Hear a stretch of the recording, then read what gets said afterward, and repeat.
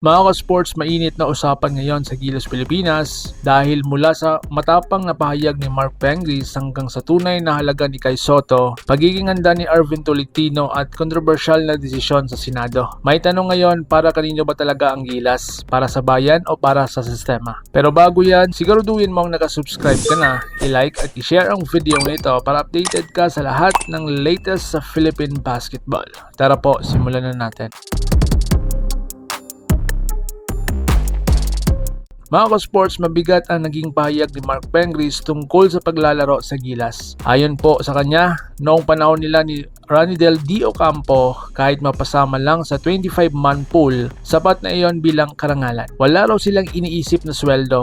Ang mahalaga lang, magbigay ng dangal sa ating inang bayan. At mas lalong naging interesting ang kanyang comparison. Kasi nga, sa France daw, kapag tinawag ka ng national team at tumanggi ka na walang valid reason, pwede kang mawalan ng lisensya bilang player. Ibig sabihin, hindi lang karangalan, kundi obligasyon. Dito sa Pilipinas, mga sports, iba po ang sistema. May kontrata po ang mga players, may liga, may personal na dahilan. Pero para sa fans, simple lang ang kanilang tanong. Kung para sa bayan, bakit hindi? Hindi ito tungkol sa pilitan, kundi sa diwa ng paglalaro para sa bandera. Ngayon, may panawagan din ang fans sa samahan ng basketball ng Pilipinas. Sabi nila, kung ganito kalaki ang suporta ng mga Pinoy, dapat suklian ito ng mas solid na lineup at mas mahabang preparation. Lalo na po matapos ang mga pagkatalo sa Chinese Taipei, ramdam ng fans na may kulang. At dito na po papasok ang pinakamainit na usapan, ang halaga ni Kai Sotto. Ayon kay Team Cone, higit pa daw sa $50,000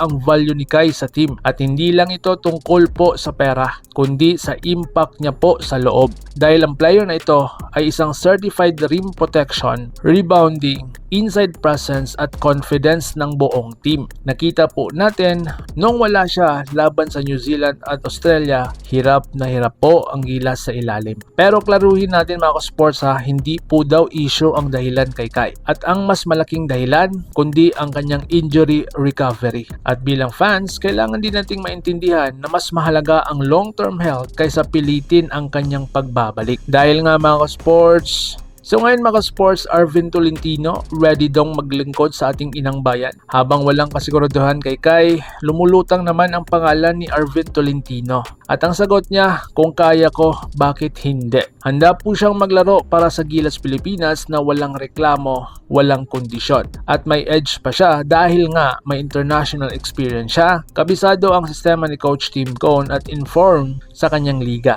Ibig sabihin, plug and play player po siya. So ngayon, pumunta naman tayo sa Senado. Aprobado na ang naturalization ni Malik Diouf, pero sa kaso ni Elizabeth Mins, hindi lahat pabor. Isa sa tumutol po dyan si Jinggoy Estrada. Ang punto niya, kung seryoso ka sa pagiging Pilipino, dapat present ka po sa hearing. Pero may paliwanag din ayon kay Kiko Pangilinan. May family emergency po si Mins. Kaya ngayon, hati po ang opinion. Commitment versus circumstance. Proseso versus human side. So ngayon, anong impact sa Gilas nito? Kung maayos ang naturalization, nako, malaking tulong ito sa Gilas, especially kay Diouf. Dahil nga may size siya, athleticism at depensa. At kay Mins naman, experience, dagdag lakas sa ating women's team.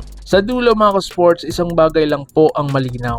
Ang Gilas Pilipinas ay hindi lang po team, simbolo ito ng pag-asa ng bawat Pilipino. Mapa-local man o naturalized, star player man o role player. Ang mahalaga, buong pusong paglalaro para sa bayan. Ikaw mga ka-sports, ano po ang iyong masasabi? Dapat bang sundin ang sistema ng France at gaano ba kahalaga ni Kai Sotto sa ating national team? I-comment nyo po sa baba ang iyong hinaing at babasahin ko yan. Like, share, and subscribe at pahit ng bell para updated tayo pareho sa mundo ng basketball world. Laban Pilipinas puso, so paano? Ingat po kayo.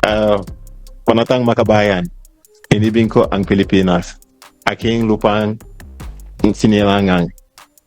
Tuwanan. Mga ka-sports, kung hilig ninyong bumili ng mga Gilas jersey, Gilas accessories at mga gamit na pang basketball, Habang nanonood po kayo sa aking mga videos, kindly check this basket on this lower part ng ating video at magpa-pop up yung ating mga items sa gilid. Mga legit po yung mga items dyan, and see to it po na makabili po kayo ahead of time kasi meron po yung mga discounts and mga promos depende po sa seller. And also, kunting suporta din as a content creator po. Salamat!